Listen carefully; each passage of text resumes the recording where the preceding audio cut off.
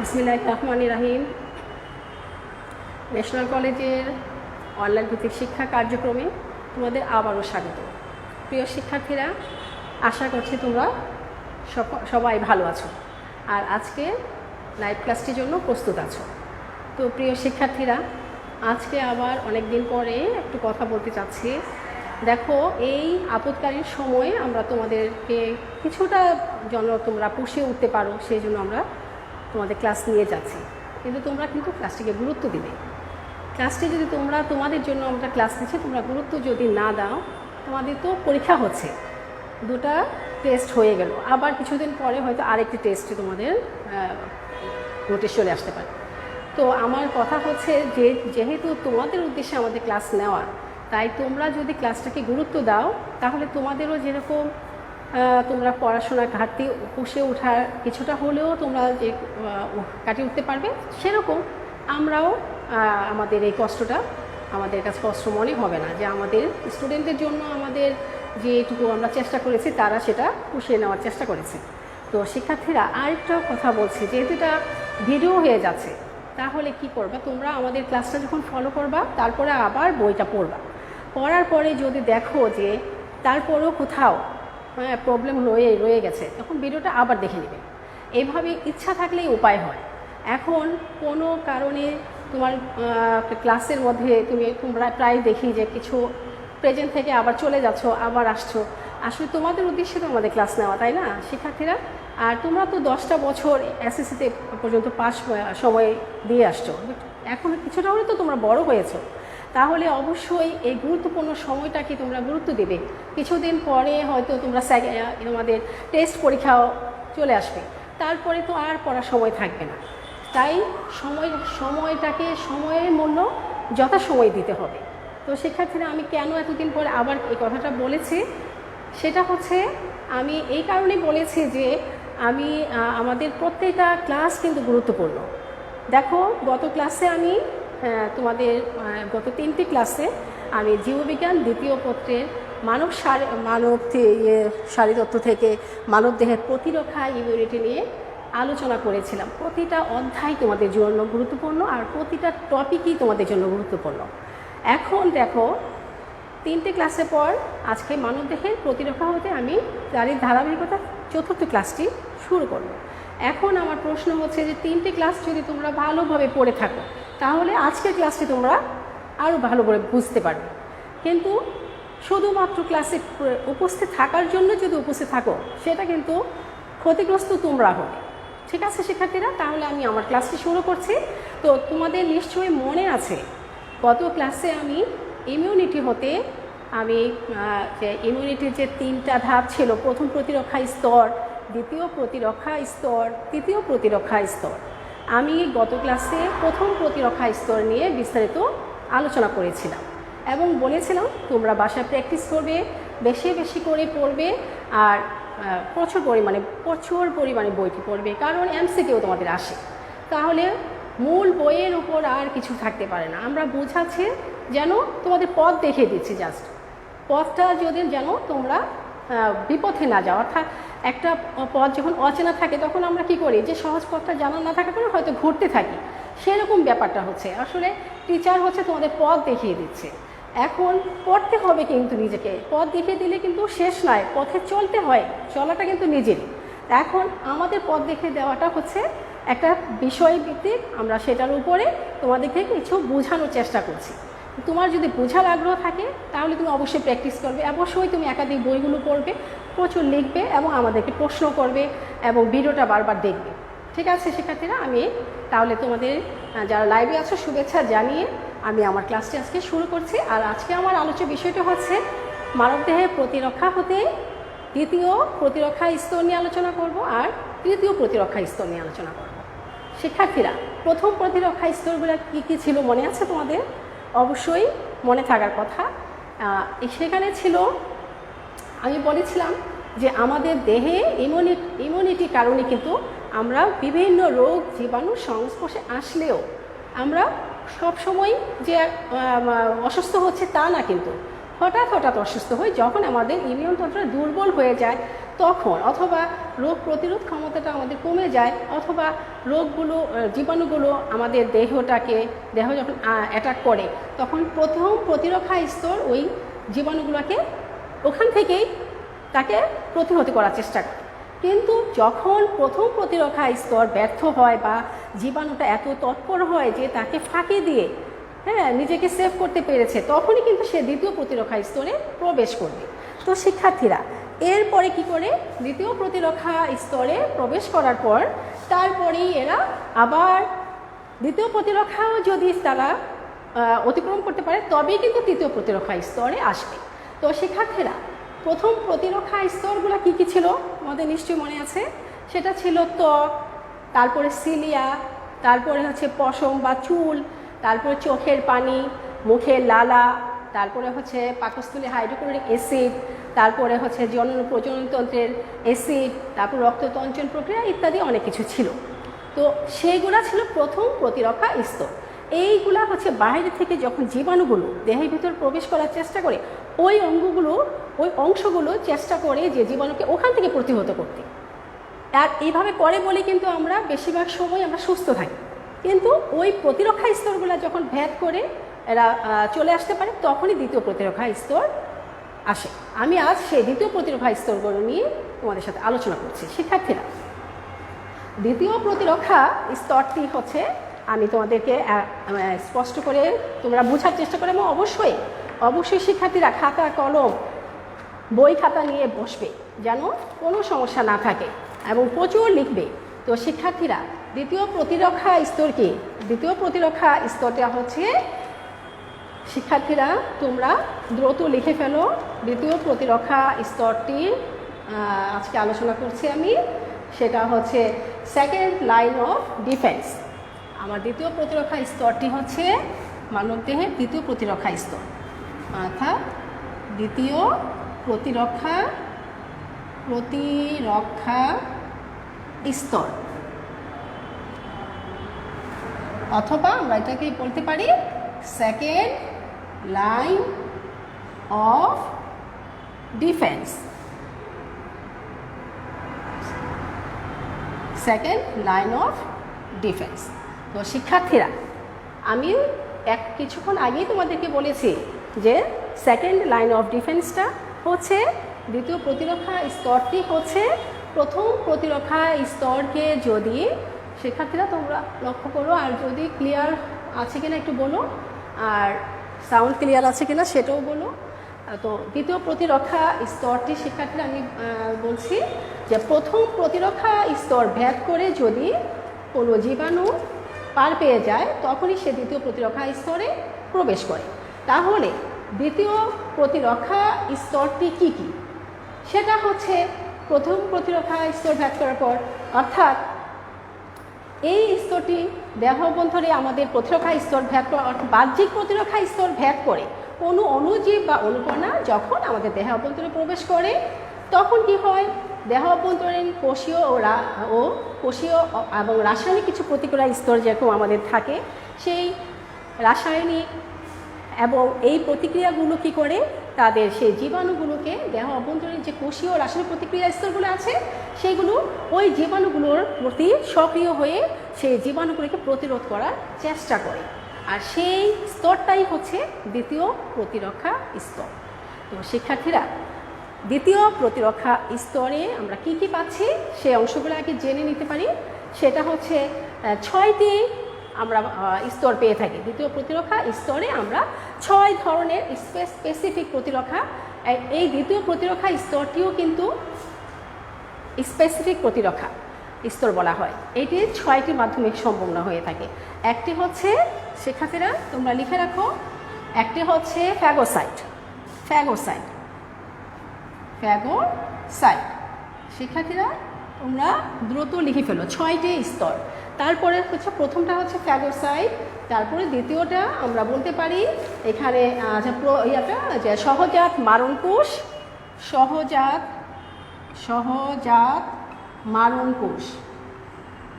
মারণকোষ। শিক্ষার্থীরা তারপরে এটুকু আমরা বলতে পারি যে প্রদাহ প্রদাহ লিখে নাও। তারপরে হচ্ছে ইন্টারফেরন,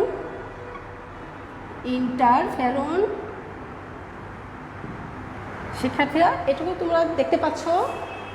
তারপরে হচ্ছে আমরা দেখব জ্বর।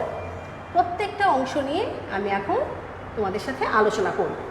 তো শিক্ষার্থীরা তোমরা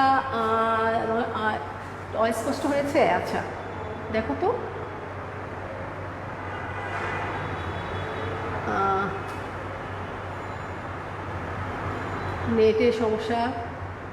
নেটের সমস্যা থাকায় একটু ঝাপসা হয়ে গেছে।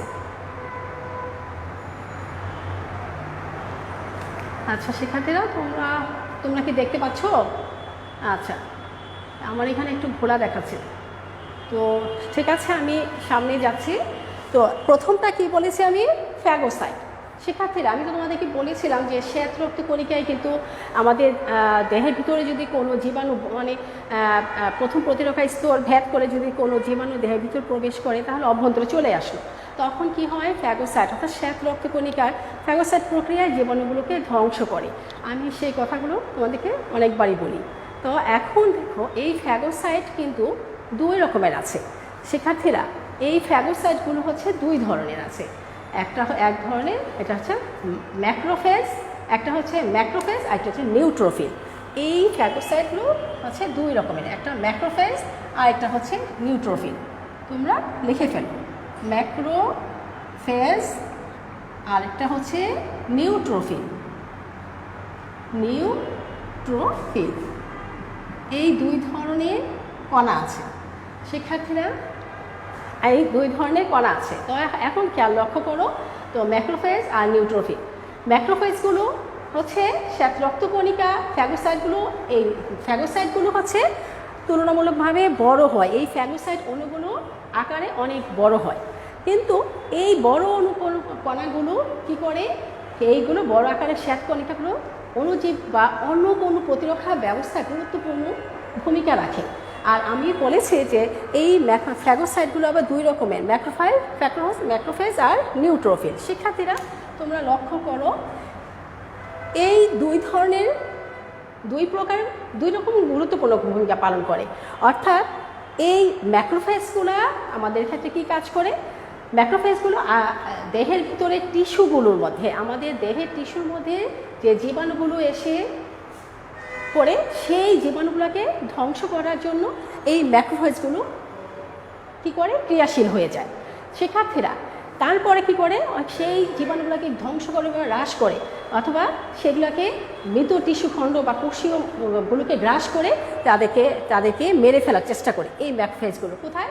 এগুলো হচ্ছে কোষীয় অংশ থেকে। কিন্তু নিউট্রোফিলটা কী করে? জীবাণুগুলো যখন প্রথম প্রতিরক্ষা স্তর ভেদ করে, জীবাণুগুলো যখন দ্বিতীয় প্রতিরক্ষা স্তরে এসে রক্তের মধ্যে যে জীবাণুগুলো অবস্থান করে, সেখানে নিউট্রোফিল সেই রক্তের জীবাণুগুলোকে ধ্বংস করার জন্য সে দ্রুত অগ্রসর হয়। সেই নিউট্রোফিল হচ্ছে দেহের জীবাণুগুলোকে প্রতি সাড়া দিয়ে সে দ্রুত এই ফ্যাগোসাইট প্রক্রিয়ায় জীবাণুগুলোকে সে ধরে ফেলে, গিলে ফেলে অথবা মেরে ফেলে। এই দুভাবে দুটা, এটা হচ্ছে কোষীয় আর এটা হচ্ছে রক্তের মধ্যে। তো শিক্ষার্থীরা এরপরে আসি সহজাত মারণ কোষ, অর্থাৎ সহজাত মারণ কোষ বা এটা এনকে কিলার বলা হয়, কিলার সেল বলা হয়, অথবা ন্যাচারাল কিলার সেল বলা হয়। সহজাত মানে ন্যাচারাল, মারণ মানে কিলার, কোষ মানে সেল। তো শিক্ষার্থীরা তোমরা মনে রেখো যে সহজাত মারণ কোষগুলো লিম্ফোসাইট জাতীয় শ্বেত রক্তকণিকা আছে। আমাদের দেহে যে লিম্ফোসাইট জাতীয় যে শ্বেত রক্তকণিকাগুলো আছে সেটা সহজাত মারণ কোষ হিসাবে গুরুত্বপূর্ণ ভূমিকা পালন করে। শিক্ষার্থীরা এরা কি করে? এরা আমাদের দেহে যে টিউমার হয়, শ্বেত রক্তকণিকাগুলো যা নাকি আমাদের টিউমার কোষ, ভাইরাসের আক্রমণ কোষের এই প্লাজমা ঝিল্লির মধ্যে কিছু পরিবর্তন ঘটিয়ে এই সহজাত মারণ কোষগুলো ওই জীবাণুগুলোকে ধ্বংস করার জন্য চেষ্টা করে। শিক্ষার্থীরা এই কোষগুলো কি করে? এরা ফ্যাগোসাইট প্রক্রিয়া কিন্তু জীবাণুগুলোকে ধ্বংস করছে না। আমরা একটু আগে দেখেছি ফ্যাগোসাইট প্রক্রিয়া জীবাণুকে ধ্বংস করে, কিন্তু তার প্রক্রিয়াটা একটু ভিন্ন ধরনের। এটা কিন্তু মানে ফ্যাগোসাইট প্রক্রিয়ায় ধ্বংস করছে না, কিন্তু তার প্রক্রিয়াটা সহজাত মারণ কোষের প্রক্রিয়াটা একটু ভিন্ন টাইপের। তো সেটা কি করছে, সেই যে প্রথম প্রতিরক্ষা স্তর ভেদ করে যখন জীবাণুটা ভিতরে প্রবেশ করে, তখন এই ফ্যাগোসাইট সহজাত মারণ কোষ কী করছে, সেই জীবাণুগুলোকে সেখানে রাসায়নিক পদার্থ ক্ষরণ করবে, করে নির্দিষ্ট কোষের প্লাজমা ঝিল্লি ক্রিয়াটা নষ্ট করে দেবে। তারপরে এই কোষটি অর্থাৎ সহজাত মারণ কোষটি তখন সেখানে দ্রুত আক্রমণ ঘটিয়ে টার্গেট যেই জীবাণুটাকে সে টার্গেট করেছে, সেই টার্গেট জীবাণুটির মধ্যে সে কী করবে, এই টার্গেট জীবাণু কোষের মধ্যে ঝিল্লিতে একটি রন্ধ্রের সৃষ্টি করবে, আর নিউক্লিয়াসটি তখন ছিন্ন ভিন্ন হয়ে নষ্ট হবে। এইভাবে মারণ কোষটি যে নিউক্লিয়াসটাকে ধ্বংসপ্রাপ্ত করে ফেলে, কারণ যেই কোষটি জীবাণু দ্বারা আক্রান্ত হয়েছিল। তাহলে আমি কি বললাম, যে ফ্যাগোসাইট প্রক্রিয়া করছে না, অর্থাৎ রাসায়নিক পদার্থ ক্ষরণ করে সেই নির্দিষ্ট কোষে ঝিল্লিটাকে নষ্ট করে দিচ্ছে, প্লাজমা ঝিল্লিটাকে। তারপরে সেখানে দ্রুত টার্গেট কোষের ঝিল্লিটা মধ্যে একটা রন্ধ্র সৃষ্টি করে সেখানে নিউক্লিয়াসের বিভাজন ঘটিয়ে নিউক্লিয়াসটাকে ধ্বংস করে দিচ্ছে এই সহজাত মারণ কোষ। শিক্ষার্থীরা, প্রদাহ, তারপরে আসছে আমি প্রদাহ কথা। লক্ষ্য করো, প্রদাহ তোমরা বুঝতেই পেরেছ, আমাদের দেহের যদি ত্বকের মধ্যে কোনো রকম আঘাতপ্রাপ্ত হয় তখন কি হয়, সেই অংশটা লাল হয়ে যায়, অথবা ফুলে ওঠে, অথবা সেই জায়গাটার মধ্যে মরিচের মতো জ্বলাপোড়া করে, অথবা সেই জায়গাটার মধ্যে কি একটু ঘায়ের মতো তৈরি হয়। সেই জাতীয় প্রবলেমগুলাই হচ্ছে প্রদাহ। শিক্ষার্থীরা, তাহলে দেখো, এই প্রদাহ কিন্তু আমাদের জীবাণু ধ্বংসের ক্ষেত্রে গুরুত্বপূর্ণ অবদান রাখে। কি হিসাবে? দ্বিতীয় প্রতিরক্ষা স্তর হিসাবে, অর্থাৎ সেকেন্ড লাইন অফ ডিফেন্স হিসাবে প্রদাহরও কিন্তু গুরুত্বপূর্ণ ভূমিকা আছে। তো শিক্ষার্থীরা, তোমরা লক্ষ্য করো এই প্রদাহটা কিভাবে আমাদেরকে রক্ষা করছে। শিক্ষার্থীরা, তোমরা অবশ্যই জানো যে প্রদাহটা হচ্ছে যে সেটা হচ্ছে যে রক্ত প্রবাহ বৃদ্ধির সঙ্গে সঙ্গে ক্ষত স্থানের তাপমাত্রাটা আমাদের বেড়ে যায়। যে এই জায়গাটা আঘাতপ্রাপ্ত হয়েছিল, তো রক্ত প্রবাহের সঙ্গে সঙ্গে সেই ক্ষত স্থানের প্রদাহটা আমাদের সেখানে তাপমাত্রাটা প্রথমে বেড়ে যাবে।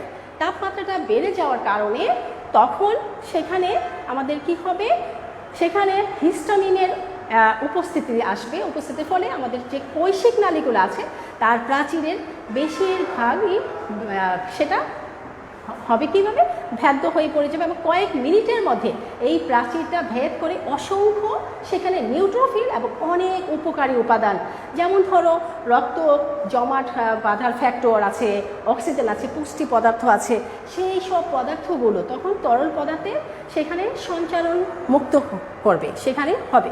ফলে কি হবে, প্রদাহের ক্ষেত্রে কি হবে, ফলে দেখা যাবে যে সেই জায়গাটার মধ্যে ম্যাক্রোফেজ আবির্ভূত হবে এবং দ্রুত ওই সকল পদার্থে দীর্ঘস্থায়ী একটি প্রতি আক্রমণ করে আমাদের সেই প্রদাহের থেকে স্বাভাবিক অবস্থায় নিয়ে আসবে।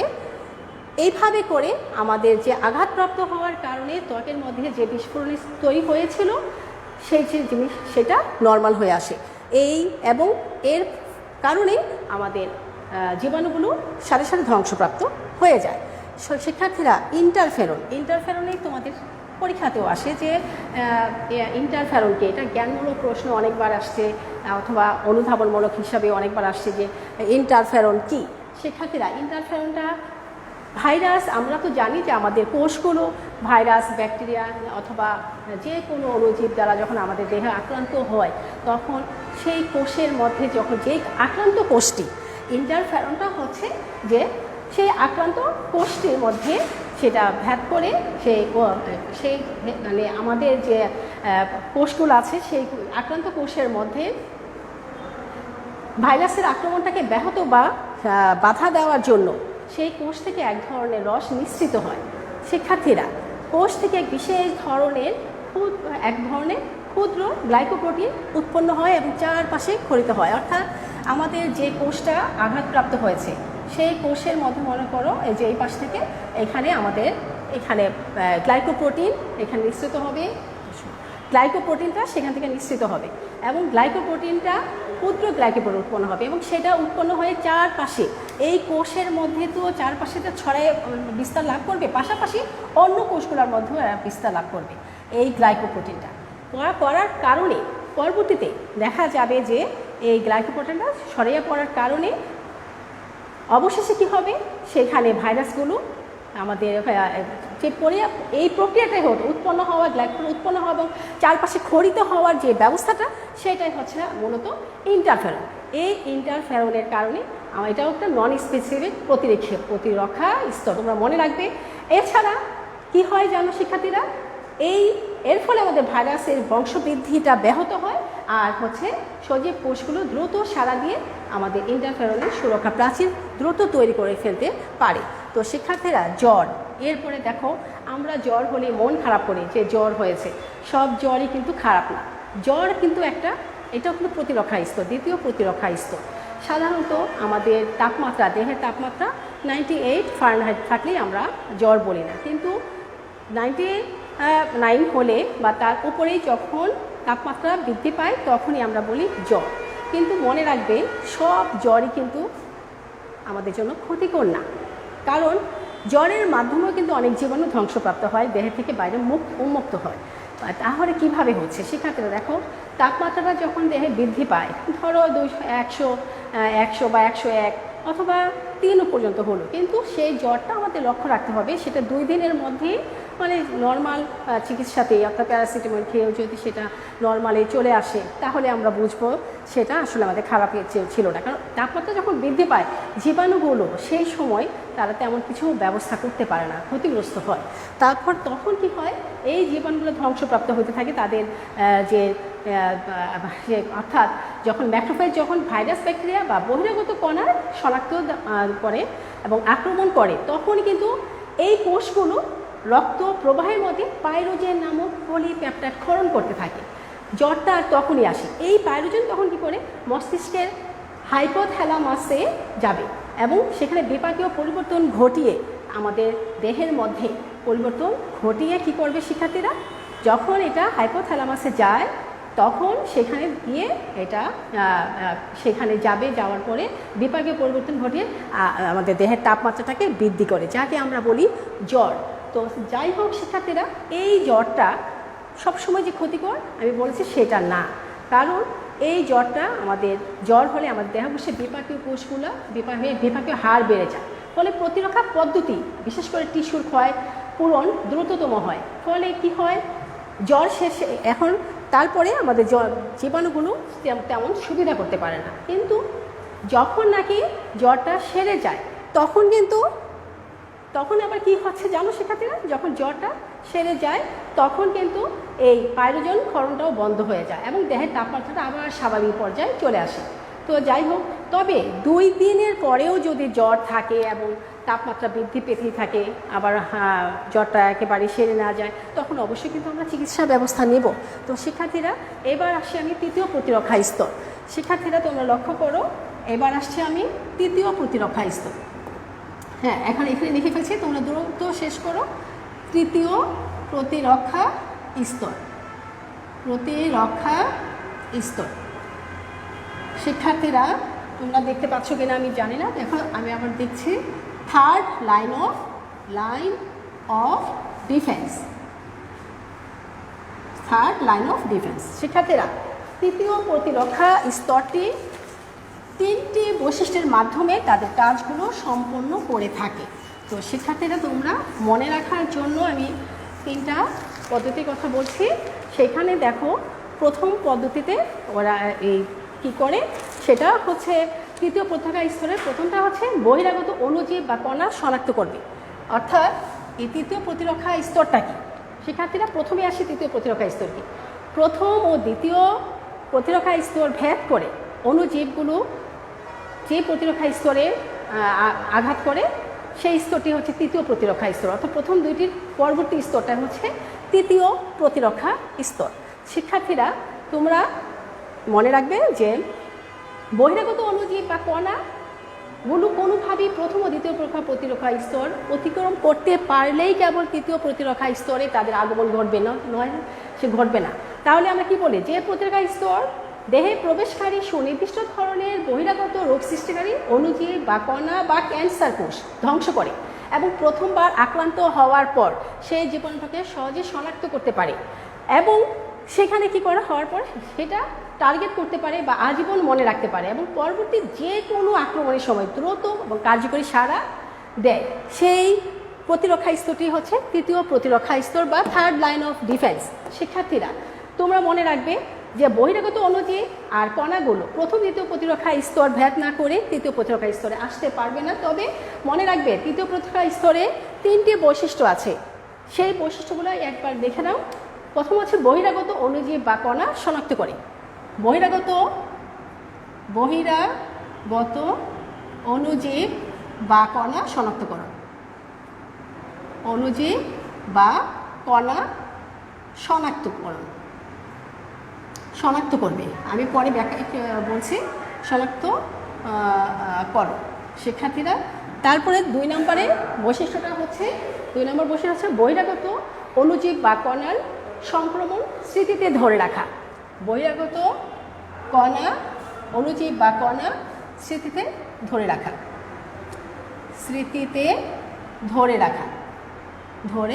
রাখা এই কাজটি করবে। এবং 3 নম্বর বৈশিষ্ট্যটা হচ্ছে, সেটা হচ্ছে যে সমগ্র দেহকে রক্ষা করা। সমগ্র দেহকে রক্ষা করা। হ্যাঁ শিক্ষার্থীরা, এই হচ্ছে তৃতীয় প্রতিরক্ষা স্তরের 3টি বৈশিষ্ট্য। ঠিক আছে, তোমাদের আমার কথাগুলো বুঝতে পারছো, খুবই গুরুত্বপূর্ণ। তাহলে আমি প্রত্যেকটা কথা বলছি। বহিরাগত অণুজীব বা কণা শনাক্তকরণ কীভাবে করছে? হ্যাঁ, সেটা হচ্ছে অর্থাৎ শনাক্তকরণ প্রথমে বহিরাগত কণাগুলোকে টার্গেট করবে এবং নিজের যে স্বাস্থ্যবান কোষগুলো আছে সেখান থেকে অসুস্থ যেমন ক্যান্সার কোষ বা মৃত কোষগুলোকে পৃথক করবে।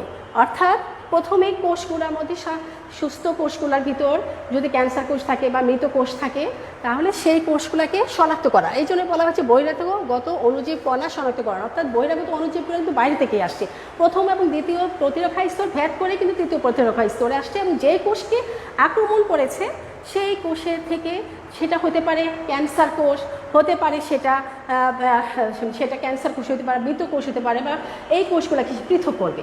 2 নম্বর হচ্ছে অণুজীব, বহিরাগত অণুজীবগুলোর সে কী করবে, এবার অণুজীবগুলো কণাগুলোকে স্মৃতিতে ধরে রাখবে। অর্থাৎ ধরে রাখার পর বছরের পর বছর নির্দিষ্ট বহিরাগত অণুজীবের দ্রুত সেগুলো ঠেকানোর চেষ্টা করবে।